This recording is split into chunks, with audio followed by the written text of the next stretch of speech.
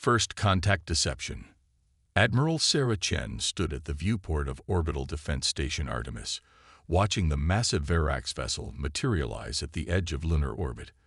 The alien ship's crystalline surface caught Earth's reflected light, creating an ethereal display that belied its true nature. After 6 months of diplomatic exchanges, the Verax had finally arrived for their first face-to-face meeting with humanity's leaders. "Status update on Protocol Omega," she asked, not turning away from the window. Dr. James Rodriguez, Earth's leading quantum physicist and head of the Technological Concealment Division, consulted his neural interface. "Active and stable, Admiral. All of our advanced systems are masked. As far as their sensors can tell, we're exactly what they expect. A species just beginning to explore our solar system." Sarah allowed herself a small smile. The Verax's initial probes had detected human radio signals and space activity, but thanks to Protocol Omega, they'd missed everything else. They didn't see the quantum computation arrays hidden in Earth's asteroid belt, the antimatter production facilities beneath Europa's ice, or the fleet of stealth ships stationed throughout the solar system. "Their diplomatic shuttle is launching," announced Captain Mayapatul from her station. "Estimated arrival at Artemis in 20 minutes. Sarah straightened her uniform and turned to face her command crew. "Remember, everyone, we're the naive newcomers to Galactic society. Excited, a little overwhelmed, but eager to learn. Dr. Rodriguez, you'll need to act particularly impressed by their technology." James grinned. "Don't worry, Admiral. I've been practicing my wide-eyed wonder." The Verax shuttle approached, its design unnecessarily ornate, a clear display of technological superiority meant to impress the primitives. Sarah had studied countless reports on their species, a Type IO civilization that had achieved dominion over 12 star systems. They weren't cruel conquerors, but they were patronizing expansionists who believed in uplifting younger species under their protection and control. As the shuttle docked, Sarah received a priority message through her neural link. The quantum sensors hidden throughout the solar system had detected something concerning. 3 massive Verax warships had just dropped out of faster-than-light travel behind Jupiter, their presence masked by the gas giant's bulk. Interesting guests for a diplomatic meeting, Sarah vocalized to her command staff through their secure quantum network. "Maintain protocol. Let's see how this plays out."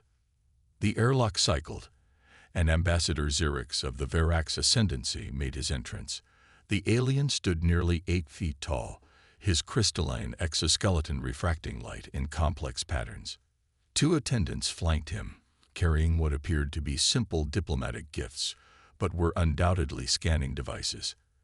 "Admiral Chen," Xerix spoke through his translation field, his tone carrying that particular note of benevolent condescension Sarah had come to expect. "We are honored to finally meet humanity in person. Your species' rapid advancement from primitive radio technology to basic spaceflight is most impressive." Sarah bowed slightly, playing her role perfectly. "You honor us with your presence, Ambassador. We have so much to learn from the Verax Ascendancy." "Indeed." Xerix gestured, and one of his attendants stepped forward with a gleaming sphere. "We bring you a gift. A basic computational device that will help your scientists better understand galactic standard technologies." Dr. Rodriguez accepted the sphere with carefully crafted enthusiasm, though Sarah knew the quantum computers hidden in his lab could process more data in a microsecond than the gift could in a year. "Amazing," James breathed, turning the sphere in his hands. "The complexity is beyond anything we've achieved." Xerix's crystalline features shifted, and what Sarah had learned was a smile of satisfaction. "This is merely the beginning. The Verax Ascendancy has much to offer humanity: protection, guidance, technology. All we ask is your trust and cooperation in joining our Federation of Worlds." Sarah caught James's eye for a fraction of a second. The quantum scans of the sphere had already revealed its true purpose: a sophisticated monitoring device meant to map Earth's defensive capabilities and technological infrastructure.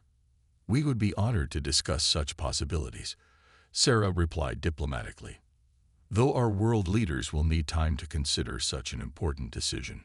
Of course, Xerix agreed magnanimously. Though I should mention that the galaxy can be a dangerous place for young species.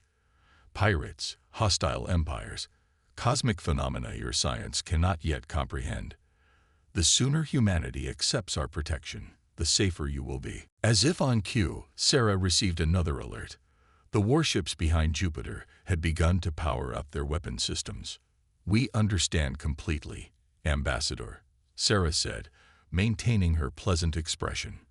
And we look forward to learning more about the galaxy from your wisdom. Though I hope you'll understand if we wish to maintain our independence while we consider your generous offer. Xerix's crystalline surface flickered with patterns that Sarah's stenologists had identified as surprise and mild irritation. Clearly, the Verax weren't used to potential protectorate species showing such diplomatic spine. Independence is admirable, Xerix said carefully, but perhaps you don't fully grasp the realities of your situation. The Verax ascendancy has guided dozens of young civilizations into the galactic community. All have ultimately recognized the wisdom of accepting our protection. Sarah noticed the subtle shift in his tone, the implicit threat behind the diplomatic language. The game was proceeding exactly as Earth's strategists had predicted. Now it was time to play her part in humanity's carefully crafted deception. We're grateful for your concern, she replied, letting a hint of nervousness enter her voice. I'll convey your words to Earth's leaders immediately. Perhaps we could continue these discussions tomorrow, after they've had time to consider your guidance. Xerix inclined his crystalline head. Of course, Admiral. We look forward to humanity making the wise choice. As the Verax delegation departed, Sarah turned to Dr. Rodriguez. Analysis. The sphere is transmitting vast amounts of scanning data back to their ships, he confirmed. And those warships behind Jupiter are now at full combat readiness. Sarah nodded grimly. Just as we expected. They're not used to hearing no. How long before they realize their scans are only seeing what we want them to see? They won't, James replied confidently. Protocol Omega is based on principles of quantum mechanics their science hasn't even discovered yet. As far as they can tell, we're exactly what we appear to be. A promising but primitive species ready for uplifting. Good. Sarah turned back to the viewport, watching the Verax shuttle return to their ship. Because tomorrow, they're either going to accept humanity as equals, or they're going to learn a very difficult lesson about underestimating primitive species. The pieces were in place, the trap was set, and humanity was ready to show the galaxy that appearances could be deceiving.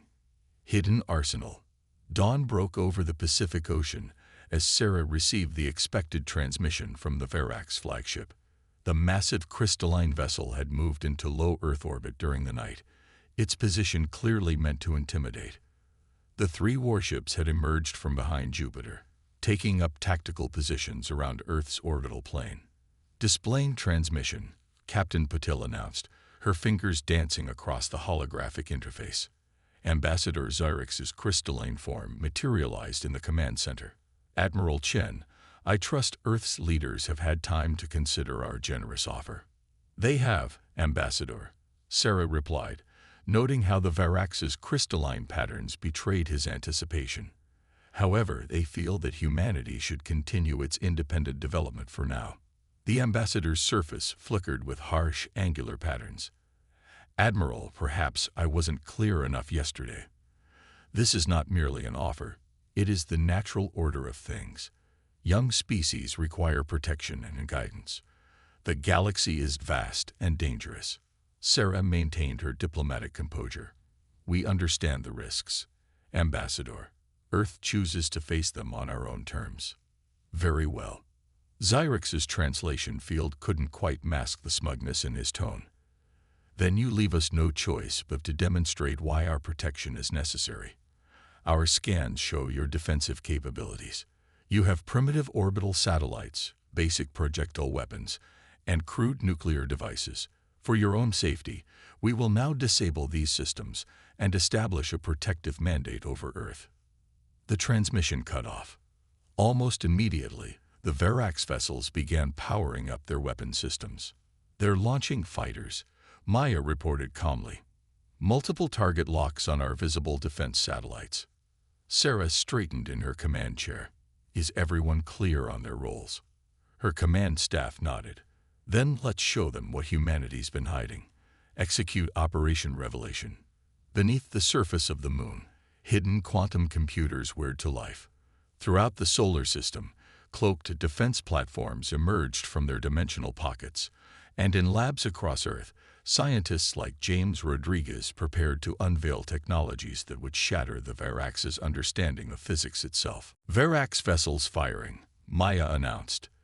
"Their initial strike is targeting our GPS and communication satellites." The energy beams lanced out from the crystalline ships, only to pass harmlessly through what appeared to be Earth's satellite network. James grinned at his console. "Holographic projections. They're shooting at ghosts while our real satellites remain safely phase-shifted. Their fighters are entering the atmosphere," Maya reported, "making attack runs on major cities." "Time to spring the first surprise," Sarah ordered. "Activate the planetary shield grid." Across Earth's surface, thousands of hidden quantum generators activated simultaneously. The air itself seemed to shimmer as layers of interdimensional force fields sprang into existence. The Verax fighters slammed into the invisible barrier, their weapons harmlessly dissipating against humanity's most basic defense system. Through the quantum network, Sarah sensed Zerix's confusion as his sensors tried to process what they were seeing. The ambassador's voice crackled through their comms again, this time with noticeably less composure. "What is this? Our scans showed no such defensive capability."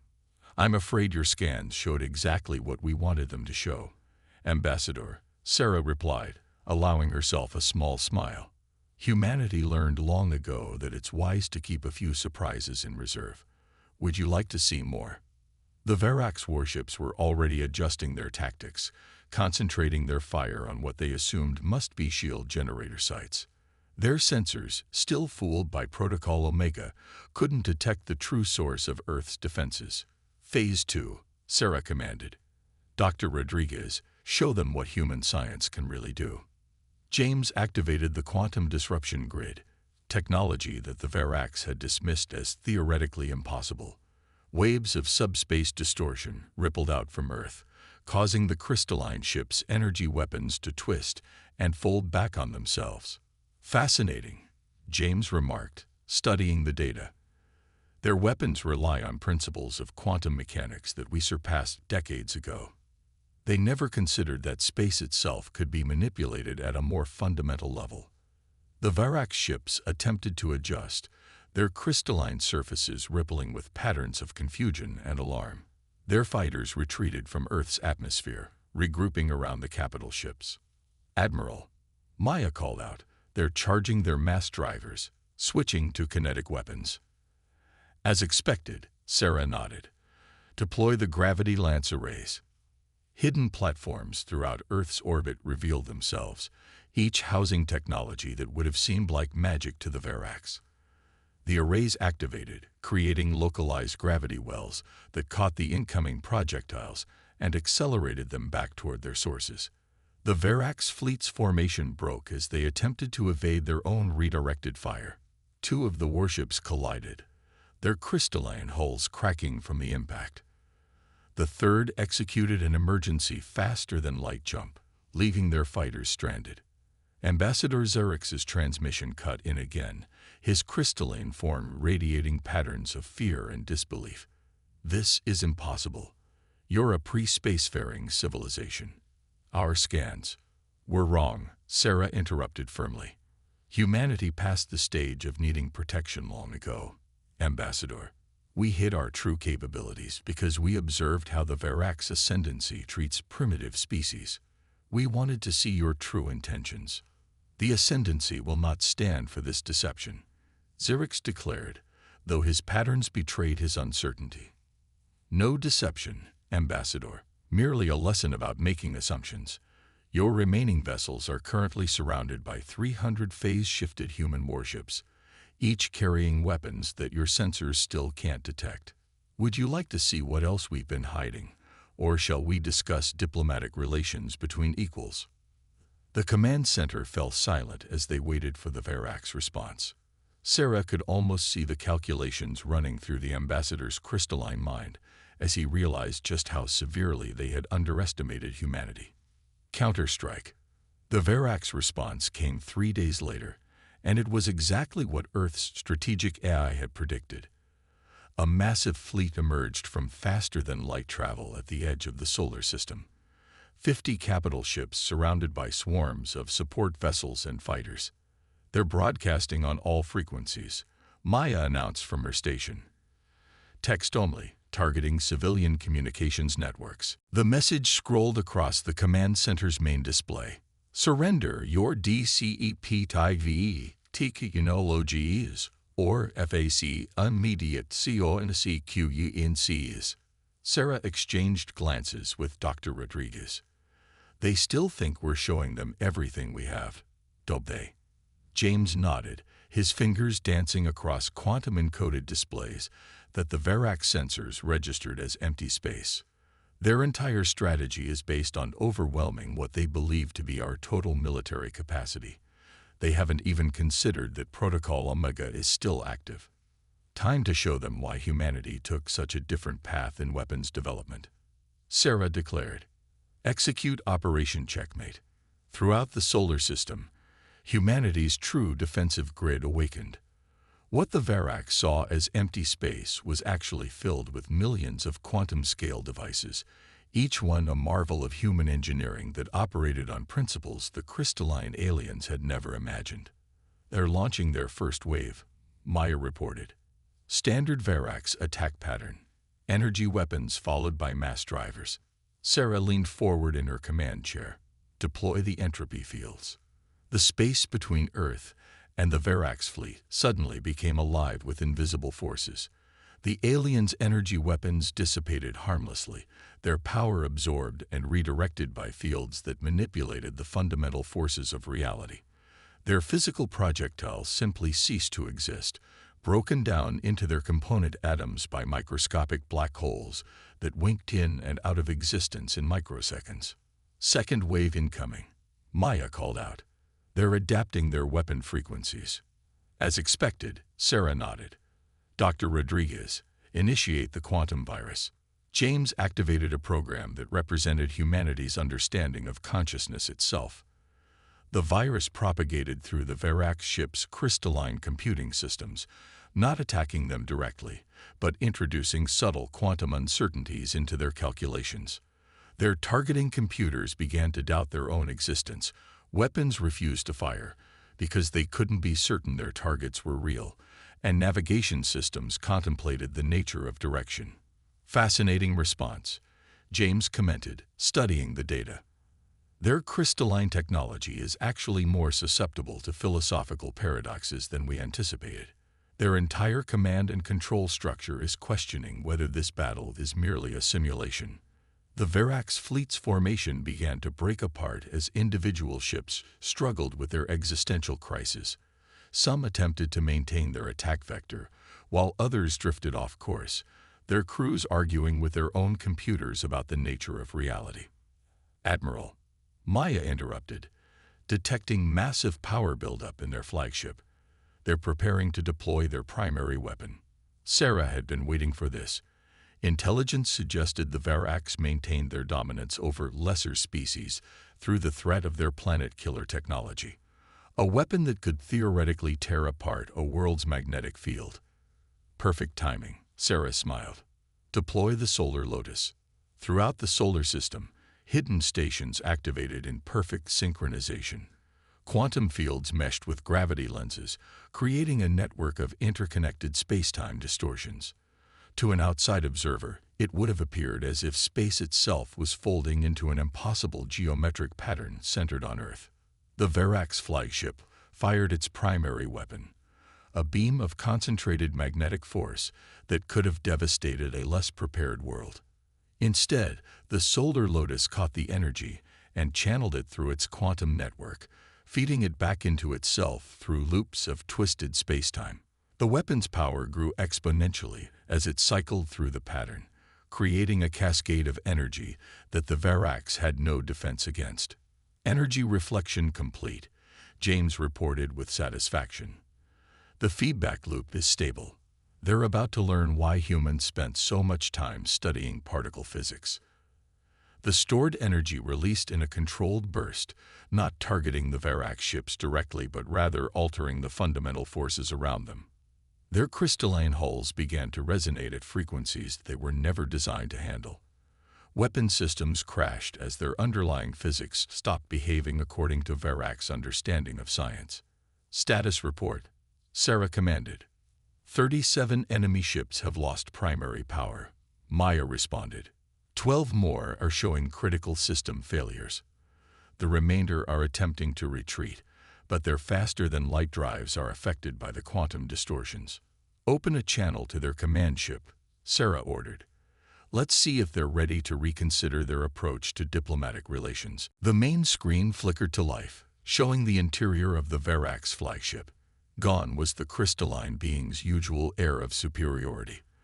Their surfaces flickered with patterns of confusion and fear as they faced something they had never encountered, a species that had developed along a completely different technological path. "This is Admiral Chen," Sarah announced calmly. "Your weapons are disabled, your ships are trapped, and we haven't even begun to demonstrate humanity's full capabilities. Would you like to discuss terms for ending this conflict?"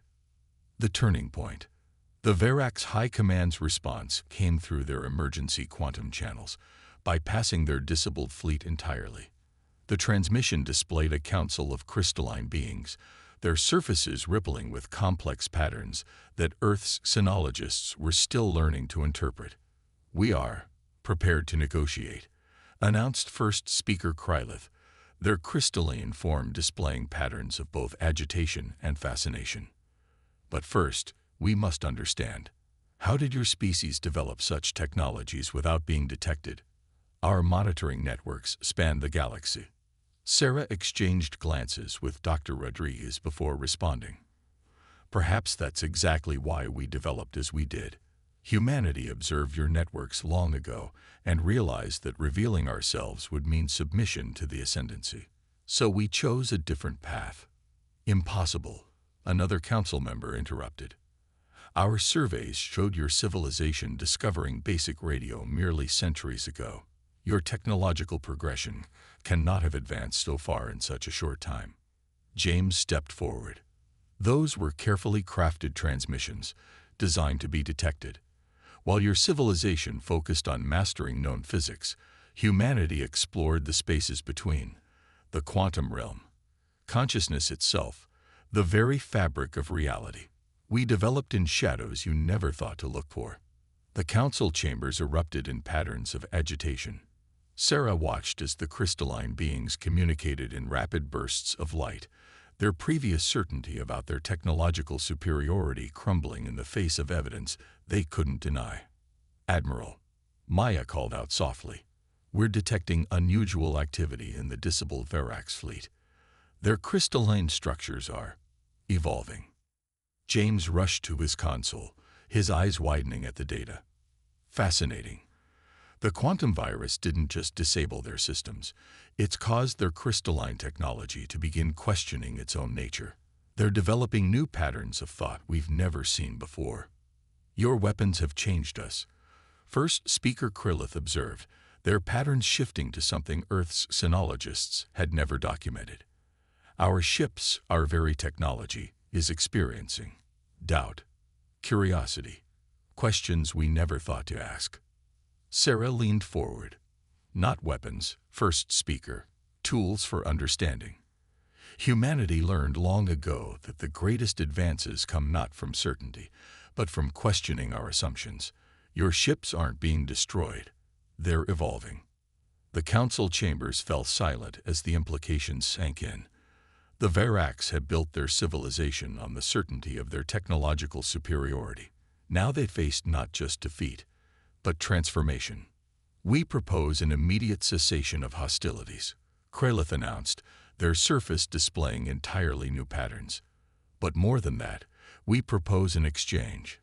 Your species has shown us there are paths of development we never imagined. Perhaps we have something to learn from you. Speaker, another council member protested. The younger races look to us for guidance. If word of this spreads, then they will learn what we have learned today. Krylith interrupted. That true advancement comes not from domination, but from understanding. That even the teachers must sometimes become students. Sarah smiled. We would welcome such an exchange. First speaker, humanity has questions of our own about your crystalline technology, your faster-than-light travel, your achievements in material science. Perhaps together, we can explore the mysteries that neither of our civilizations could solve alone. Throughout the solar system, the disabled Varax ships began to stabilize, but they were fundamentally changed. The quantum virus had introduced them to concepts their rigid crystalline programming had never considered. Uncertainty, quantum superposition, the role of consciousness in reality itself. Their technology would never be the same. There will be those in the ascendancy who resist this change, Krylith warned. Centuries of certainty are not easily surrendered. Change is never easy, Sarah agreed. But consider this. If humanity could develop such different technologies while hiding from your observation, what other civilizations might be out there? What other paths of development have you overlooked? The council chambers erupted in a cascade of new patterns as the implications rippled through the Varax leadership. Their entire approach to galactic civilization, the assumption that all species would develop along predictable technological paths, had been upended. We have much to discuss, Krylith declared. But first, Admiral Chen, I believe you have questions about the extent of our networks throughout the galaxy. Perhaps we can start there, sharing knowledge as equals. James looked up from his console, his eyes bright with scientific curiosity. Their crystalline computing architecture is already developing new configurations. It's as if introducing them to quantum uncertainty has sparked a technological renaissance in their systems. That's the thing about assumptions, Sarah mused. Sometimes you need an outside perspective to show you what you've been missing. Captain Patel, please prepare the diplomatic conference room. It seems humanity is about to help reshape the galaxy's understanding of what's possible. New Dawn. 6 months after the failed Varax invasion, Admiral Sarah Chen stood in the newly constructed Galactic Exchange Center in Geneva, watching representatives from dozens of species file into the Grand Assembly Hall. The crystalline forms of the Varax delegates refracted sunlight in complex patterns that now included configurations unimaginable before their encounter with human technology. Remarkable how much they've changed, Dr. Rodriguez commented, joining her at the observation window. Their quantum-enhanced crystalline architecture has evolved more in 6 months than in their previous 1,000 years of development. That's what happens when you introduce a rigid system to uncertainty, Sarah replied. They're not just thinking differently, they're experiencing reality in new ways. The chamber below was a testament to how quickly the galaxy had transformed. After word spread of humanity's technological revelations and the Varax's transformation, other species had emerged from hiding. It turned out humans weren't the only civilization that had chosen to develop in secret, away from the Ascendancy's watchful networks. Latest report from the Joint Research Initiative, James said, bringing up a holographic display. The merger of human quantum mechanics with Varax crystalline technology has opened up entirely new fields of study. They're calling it consciousness-directed physics. Maya approached with her own update. The Centauri Collective has gone public. Apparently, they've been developing biological computing that operates on principles similar to our quantum systems. They were hiding under the Varax sensors by disguising their technology as natural evolutionary developments. Sarah smiled. The galaxy was revealing itself to be far more diverse and interesting than anyone had imagined. The assumption that all species would follow the same technological progression had blinded the Varax to countless possibilities. First Speaker Krylith, their crystalline form now displaying patterns that would have been impossible in their old configuration, took the central podium. Representatives of the galaxy, welcome to the first assembly of the United Species Council. We gather not as mentors and students, not as advanced and primitive, but as equals, each with our own unique paths of development, our own contributions to understanding the universe. The chamber hummed with translation fields as delegates from across the galaxy shared their stories. The Meridian Swarm revealed how they had developed quantum communication by studying the neural networks of their planet's native insects. The Silicon Dreamers explained how they had achieved faster-than-light travel by treating space-time itself as a computational medium. To think, James mused, all these civilizations were out there, hiding their true capabilities just like us. The galaxy wasn't primitive at all. It was just waiting for someone to break the pattern. Sarah watched as human scientists mingled with alien researchers, sharing insights and discovering new possibilities at the intersection of their different approaches. The Verax's crystalline technology was being revolutionized by human quantum theories, while Earth's understanding of consciousness was being transformed by the aliens' experience of reality. "Admiral," Maya called out, "we're receiving the first data from the deep space probes. The combined human Verax sensors are detecting thousands of artificial signatures that were invisible to either of our technologies alone. There are more hidden civilizations out there, waiting to be discovered. Not conquered, not uplifted, but discovered," Sarah corrected. As equals. The assembly hall erupted in excited discussion as Kralith announced the formation of joint exploration teams. The old model of technological hierarchy was being replaced by something new, a recognition that diversity and development led to stronger, more resilient civilizations. "They're calling it the Great Revelation," James said, scanning the latest reports. "Species across the galaxy are emerging from hiding, sharing their unique technological and cultural developments. The Verax Ascendancy is being reorganized into a collaborative research initiative." Sarah thought back to those tense moments when the Verax fleet had first appeared above Earth, so certain of their superiority. "We showed them that true advancement doesn't come from following a single path, but from exploring all possibilities. Sometimes the most primitive-looking solution hides the most profound understanding." As the assembly continued below, Sarah received a priority alert from Earth's quantum defense network. Far beyond the edges of known space, something vast and ancient had stirred, awakened by the sudden burst of new technologies and methodologies spreading across the galaxy.